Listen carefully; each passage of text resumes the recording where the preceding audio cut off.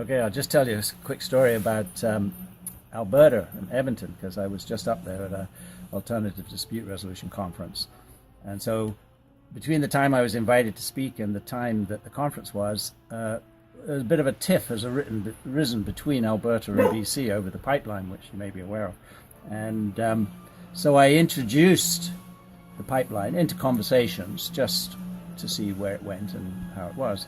Now, the interesting thing was that every single person I talked to was pro-pipeline.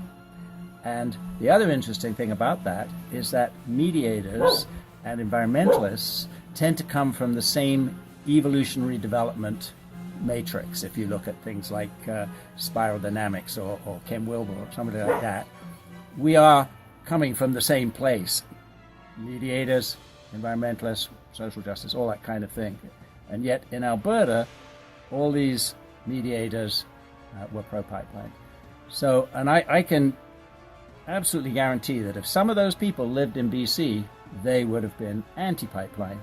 And I dare say if some of the anti-pipeline people from BC were actually living in Alberta, they would be pro-pipeline.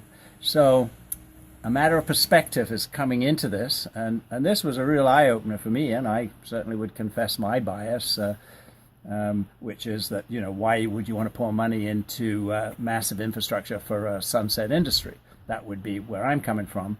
In general, in Alberta, it was, well, yeah, okay, we get it. You know, we get the science and we know it's a sunset industry, but it's not going to happen overnight. It's going to take a while. And in the meantime, people are going to sell oil. So why shouldn't we reap some of that profit? Fair enough. There you go.